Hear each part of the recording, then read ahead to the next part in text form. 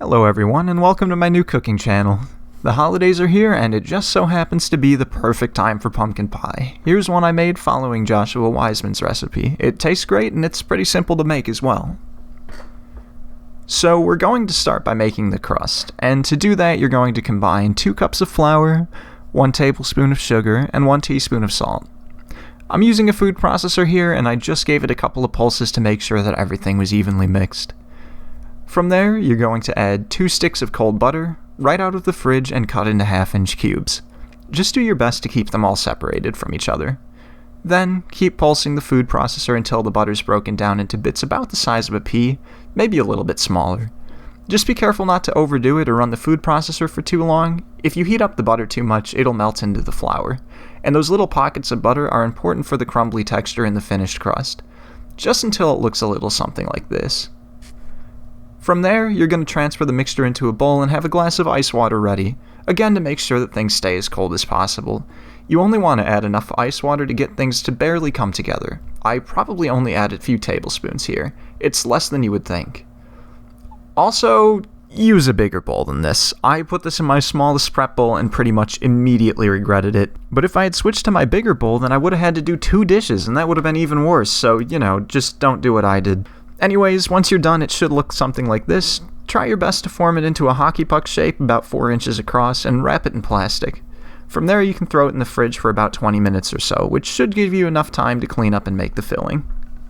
For the filling, you're going to want to start by adding 1 15-ounce can of pumpkin puree, followed by 1 14-ounce can of sweetened condensed milk. Give that a mix and then add 1/2 teaspoon of salt, 1 teaspoon of ginger, 1.5 teaspoons of cinnamon, and then a little less than 1/4 teaspoon each of cloves and nutmeg. Give that all a mix, and before we do anything else, it's worth noting that as ground spices sit, they can lose some of their flavor, so it helps to check and make sure that everything is how you want it to be. Just go ahead and give it a taste. This one was pretty alright as is. From there, add 2 eggs and 1 additional egg yolk, then just mix it all together and put it in the fridge for later. After cleaning up and making the filling, your pie crust is probably chilled enough, so we'll dust the counter with flour and then we'll place our pie crust on top. It helps to put some flour on top of the crust as well to help prevent the rolling pin from sticking. Then you're just going to roll it out until it's about 1/4 of an inch thick and extends a bit past the edge of your pie pan, or in my case, just regular pan. As you roll it out, the edges may crack and split a little bit, but that's perfectly okay. You can just patch up the dough and squish it back together and it'll be just fine. It's pretty forgiving. From there, just carefully transfer the dough to the pan and make sure everything's covered. If I were any good at this is the point I'd be showing you how to crimp the dough, but I am not, and I tried to fake it by making a little snake with the leftover dough.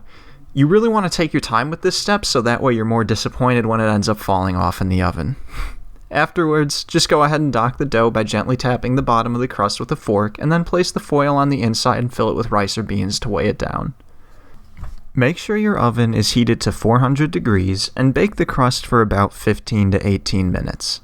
Then, remove the foil and return it to the oven for an additional 5 to 10 minutes just to bake the bottom. The original recipe says 10 minutes, but I did that for Thanksgiving and my crust was pretty hard by the time the pie was done. I would lean more towards 5 minutes. I baked it for 5 minutes in the video and it turned out pretty okay. Once you've baked the crust, remove it from the oven and let it cool for a moment.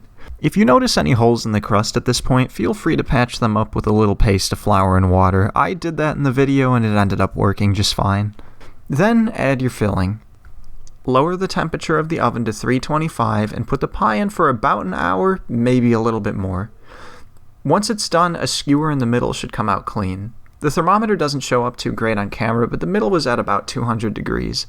On this pie, I was worried I overbaked it, but it actually turned out great, and really that's pretty much all there is to it.